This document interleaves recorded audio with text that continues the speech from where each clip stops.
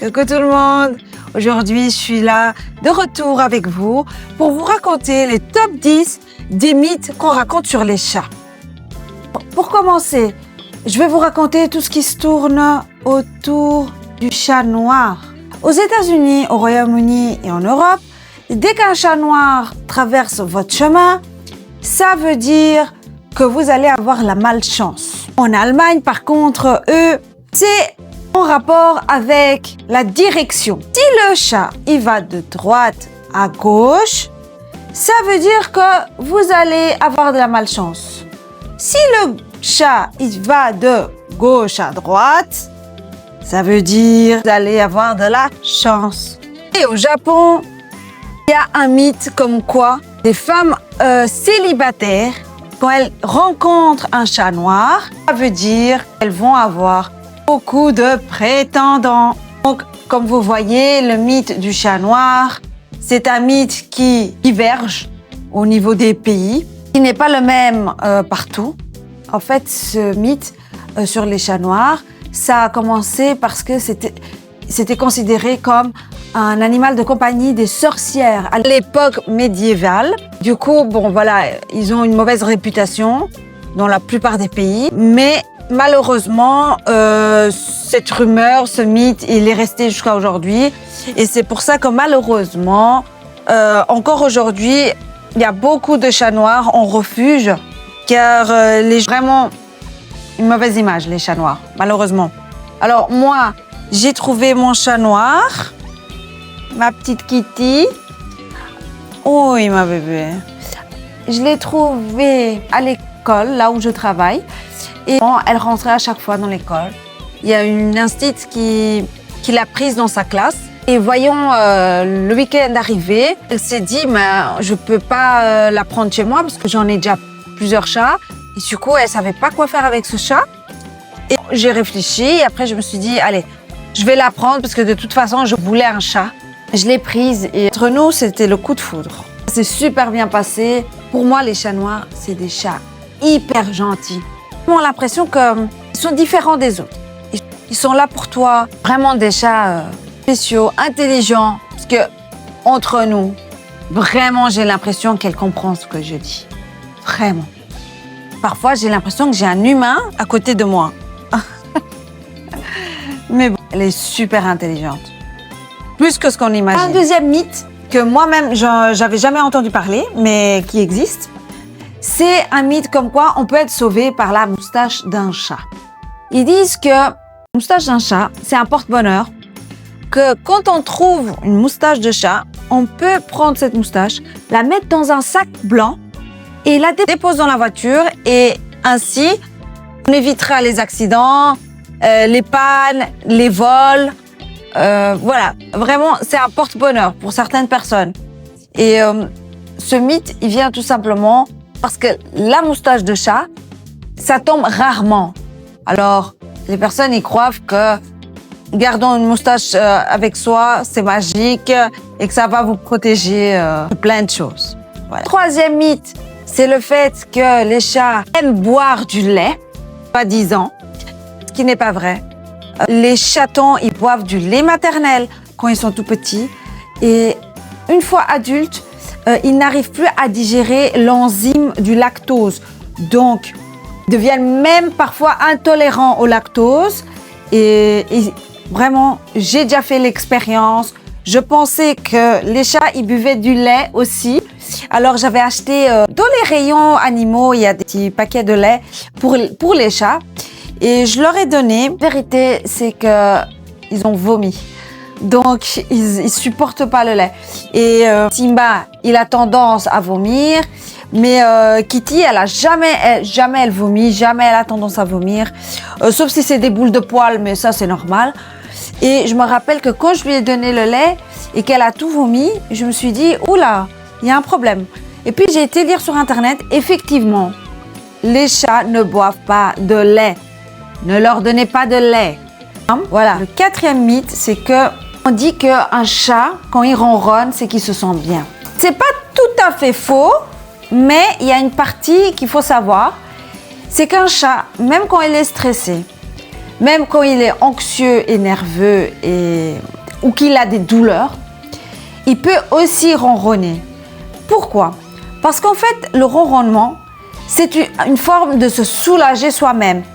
En fait, ils se soulagent eux-mêmes avec le ronronnement.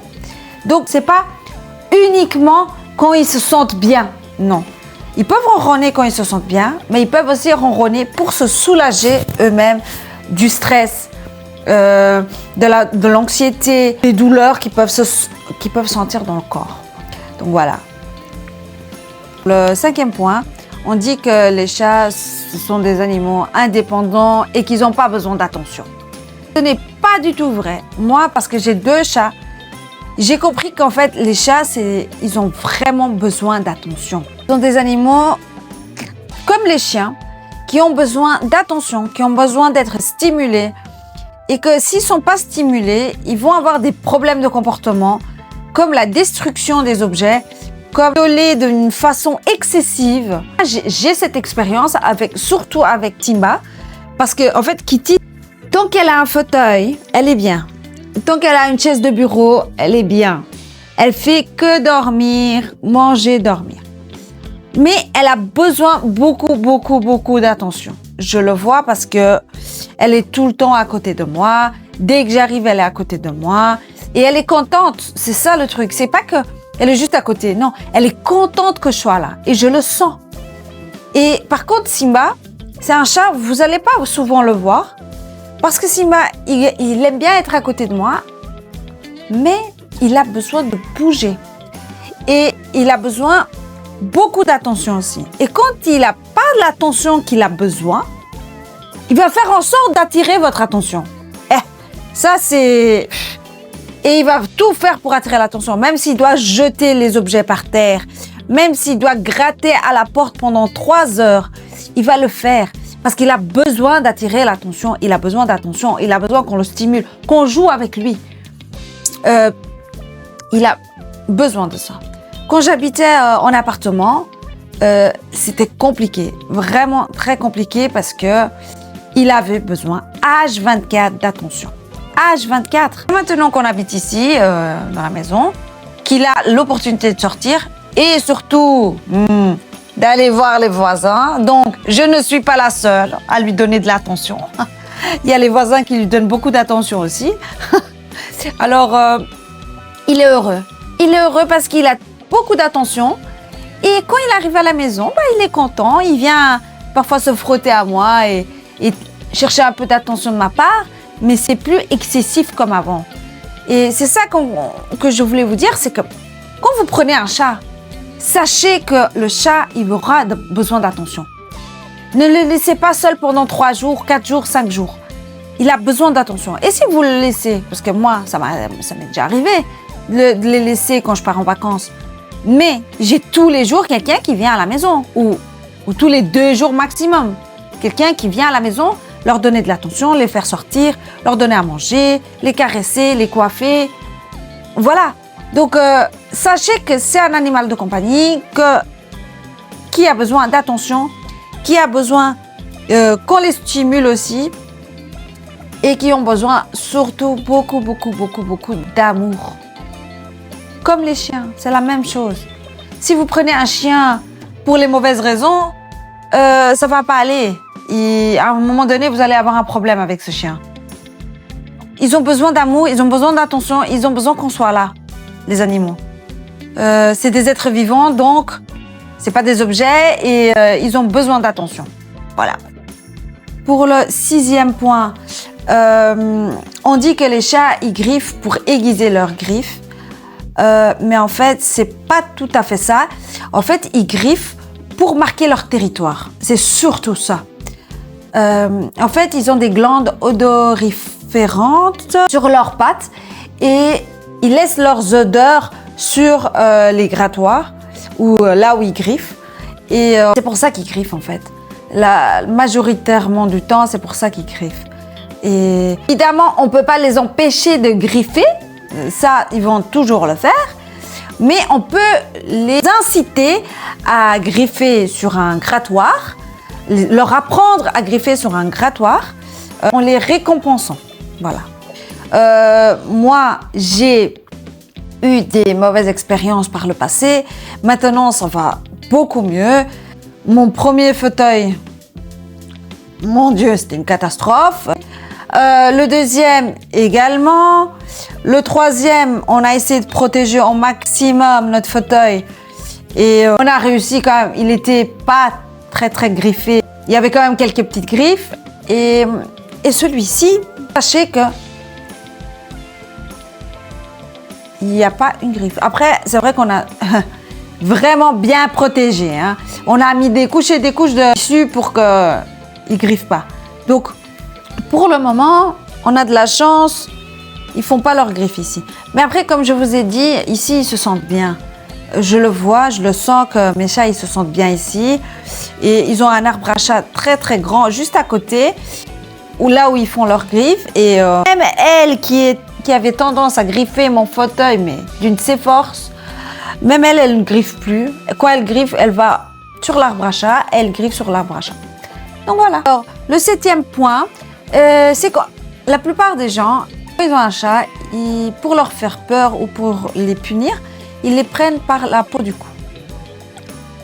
Alors, sachez que les chatons sont pris par la peau du cou, par leur maman. Pas pour être punis ou pour leur faire peur, mais pour être transportés. Absolument pas recommandé de le faire. Peut leur causer des vrais problèmes de santé en faisant ça. Alors, pour le 8e point, on dit que les chats, ils ont 9 vies. Voilà. Pourquoi ce mythe? Parce que les chats tombent tout le temps sur leurs pattes. Ce sont des animaux très résistants. Et pour cette raison, on croit qu'ils ont beaucoup de vie. Et pourquoi le chiffre 9? Le chiffre 9 parce que, selon ce que j'ai vu sur Internet, le chiffre 9, c'est un chiffre magique. Et alors, comme pour beaucoup de gens, les chats, ce sont des animaux magiques, associer le chiffre 9 au chat. Et voilà. Faire attention parce qu'un chat, il peut se blesser, il peut se faire mal. Je vais vous dire la vérité. J'ai Kitty qui est déjà tombée d'un balcon du 2e étage. Et effectivement, elle s'est pas fait mal. Elle a rien eu. Mais parce que les chats, ils ont cette capacité à tomber sur leurs pattes. Mais de toute manière, il faut toujours surveiller. Il faut toujours être sûr qu'ils n'ont rien. Et parce qu'ils peuvent se faire mal. Ils peuvent mal tomber et se faire mal. C'est rare, mais ça peut arriver. Puis ça dépend de l'étage aussi où il tombe. Simba aussi, il est déjà tombé et c'est aussi déjà aussi du 2e étage. Il est déjà tombé et franchement, il n'a rien eu non plus. Voilà. 2e étage, on dirait qu'il n'y a pas de problème. Ils peuvent tomber du 2e étage, il n'y a pas de souci. Mais il faut quand même faire attention. Faut faire attention et pas se dire, oui, mon chat, il a 9 vies. Faire très attention à ce genre de mythe. Parce que les chats, ça reste, comme je dis, des animaux, des êtres vivants. Et ils ont besoin aussi qu'on prenne soin d'eux. Pour le 9e point, on dit que les chats sont dangereux pour les femmes enceintes. Alors, ce mythe, il vient à cause de la maladie toxoplasmose. Car c'est une maladie que si on n'est pas immunisé, on peut l'attraper à travers les selles des animaux, même des humains, je pense. Par les légumes qui ne sont pas bien lavés, par la viande qui n'est pas bien cuite. Voilà, on peut l'attraper de différentes manières.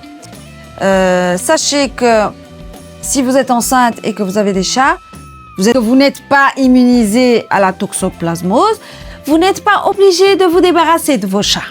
Ça, ce n'est pas vrai, c'est un mythe. Vous pouvez tout simplement ne plus faire leur litière, donner cette tâche à une autre personne.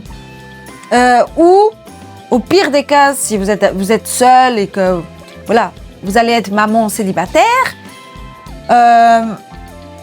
tout simplement, vous pouvez mettre des gants, pas obligé de vous débarrasser des chats.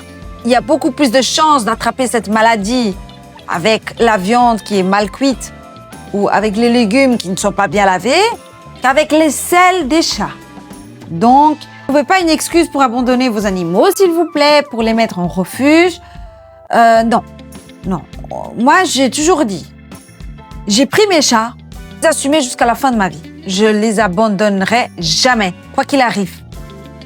Pour aucune raison. Voilà. On s'adapte, on trouve des solutions. Voilà. C'est mes bébés, en fait. C'est mes enfants. Donc, je les ai pris, je les assume. Point. Comme avoir un enfant, c'est la même chose. Quand on décide d'avoir un enfant, on les assume jusqu'à la fin. Le 10e point, on dit que les chats, leurs blessures, c'est plus qu'assez, c'est suffisant. Parce que il y a beaucoup de personnes qui croient que la langue, la salive des chats est un antiseptique. Ils n'ont pas besoin de soigner ni d'aller chez le vétérinaire. Alors, il faut savoir que le premier léchage, quand le chat il lèche sa blessure, le premier, c'est juste pour nettoyer la plaie. Comme si on mettait de l'eau. C'est juste pour nettoyer. Après, s'il lèche encore, il risque d'abîmer sa blessure. Et donc de retarder la cicatrisation. Moi, ce que je conseille, moi en tout cas, ce que je fais avec mes chats, c'est que, voilà, ça coûte de l'argent. Oui, ça coûte de l'argent, le vétérinaire. Mais quand mes chats, ils ont une blessure ou ils ont quelque chose que je trouve pas normal, la première chose que je fais, c'est aller chez le vétérinaire. Voilà. Comme je vous ai expliqué juste avant, mes chats, c'est mes bébés. Donc, si j'ai un enfant et que je vois qu'il a quelque chose de bizarre, la première chose que je fais, c'est aller chez le médecin. Je fais la même chose avec mes chats. Quand mes chats, ils ont quelque chose, la première chose que je fais, c'est je vais chez le vétérinaire. Il n'y a pas mieux qu'eux pour nous aider, en fait. N'hésitez pas, en fait. Comme je dis, avoir un chat ou avoir un chien ou n'importe autre animal, c'est une responsabilité. C'est un être vivant. Ne les délaissez pas, en fait. Ne les laissez pas mourir, tout simplement. Si c'est pour ne pas en prendre soin et les délaisser, ça ne sert à rien de prendre des animaux. Franchement, ne prenez pas d'animaux. Parce que ce sont des êtres vivants. Mettez-vous ça en tête. Ils ont besoin de vous. Ils ont besoin que vous preniez soin. Oui, parfois ça coûte de l'argent. Parfois, on doit dépenser des sommes un peu élevées pour ces êtres vivants. Mais vous l'auriez fait aussi avec vos enfants, vos propres enfants. Vous l'auriez fait. Alors, faites la même chose pour vos chats, pour vos animaux. Parce que c'est des animaux, mais avant tout, ce sont des êtres vivants. Et on en prend soin. Donc voilà. J'ai terminé mes top 10 des mythes sur les chats. J'espère que vous avez aimé. N'oubliez pas de commenter, liker, abonnez-vous. Appuyez sur la petite cloche et surtout n'oubliez pas les 10 000 abonnés. C'est un concours au tirage au sort que je prépare. Donc, je vous souhaite une excellente journée et un gros bisou. Mouah!